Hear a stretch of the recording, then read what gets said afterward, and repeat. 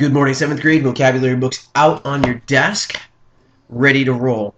All right, so we're going to be on Unit 13. We only have 3 more units left in the vocabulary book. We have Unit 13, 14, and 15, and then we are done. Okay, so in Quizlet, open up Quizlet, and start typing in the words with pictures, because remember the visual and the actual word definition is very important to make that connection mentally so you remember the words longer. All right.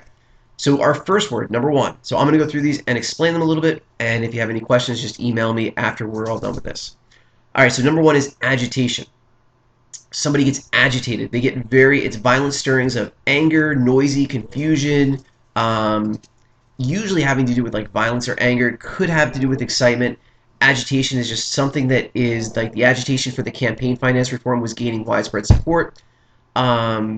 It's a violent stirring movement, something feeling agitated.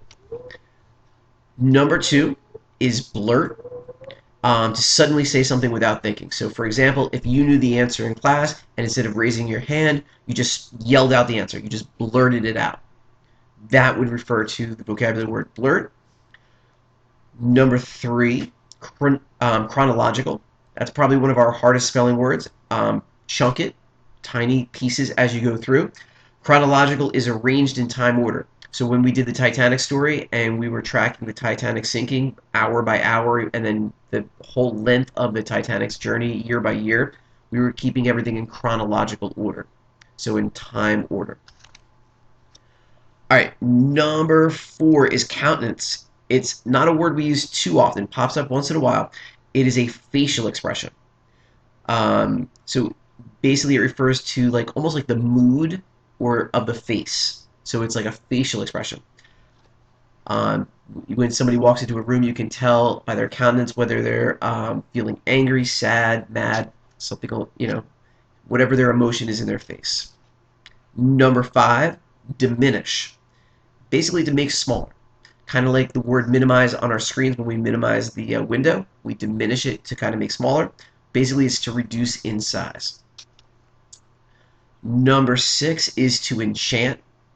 Take it back to 6th grade year with Harry Potter. It's to charm or put under a magic spell. So if you enchant something, you put a magic spell on it. So for example, a wand, you could enchant a wand. You could enchant in Beauty and the Beast, the cups and all of the silverware was all enchanted. Number 7 is fluctuate. To change continually, to move up and down. So something that's continually fluctuating. We've had over the years gas prices fluctuated, means they went up and down. We have supplies of toilet paper going up and down, fluctuating. So something that's continually changing, moving up and down. Number 8 is foster, is to care for. So for example, we have foster parents, somebody who cares for someone. You could foster a good relationship with someone, encouraging them, making them feel special. So foster does refer to either, there's been a show called Foster, which you can't use for your vocabulary contest because I gave it to you, but to bring up and care for. All right, number 9 is grovel. Grovel is just a fancy word for begging. To indulge in something, to grovel, to act in a fearful way. So if you're groveling for something, begging for something, afraid of punishment, the Roman slave began to grovel at the feet of the emperor, is the sentence that we have in the book here. All right, number 10. This one's an easy one to remember. Handicraft. So think hand and then craft. So handicraft is a work or a trade done by hand. Very simple, very easy. Number 11 is hilarious, extremely funny, causing loud amusement, a word you should be familiar with. Number 12 is ignite, basically to set on fire, causing to burn, to heat up, to excite. Number 13, magnitude, great size or importance of something. So at first, the magnitude of the task. Like at first when we did the virtual learning, the magnitude of doing virtual learning seemed overwhelming. But as we got into it, it's gotten easier and easier along the way. All right, 14, massive, large, heavy, giant in scope. So a massive boulder, a massive project that you have for like social studies or science, massive, huge. Number 15 is maternal. Now, if you think about it, maternal is very close to mother. Maternal means acting like a mother. Paternal means acting like a father. So maternal, the kitten's mother took her maternal responsibilities very seriously. Number 16 is Paul. Not a word that we use very often, but it comes up every once in a while. It's basically to lose interest in something, attraction, or effectiveness. When the excavation yielded only pieces of pottery, the archaeologist's optimism began to pall, kind of like fade, lose interest in something.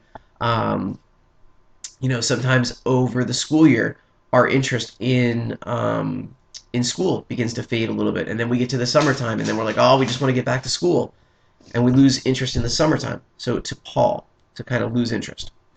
Number 17 is reputable. Well thought of, having a good reputation is always important to have a good reputation, to be reputable as a person. Number 18 is revere. Revere is to love, to respect, to honor greatly. The elderly teacher was revered by the whole generation of her students. Revered is looked up to, honored, loved. Two more. Number 19 is saga. It's basically a narrative. So we have sagas we read Greek mythology, and one saga is Odysseus, which you'll read in high school, which tells of the entire journey of this gentleman named Odysseus who got blown all over the place, fought cyclopses and monsters. It was a saga. And the last one, stodgy. Stodgy just means dull, boring, old-fashioned.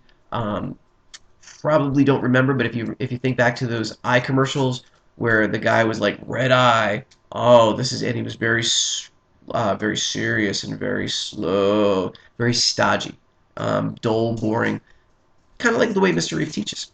Anyway, any questions on that? Let me know. Those are your 20 for the week.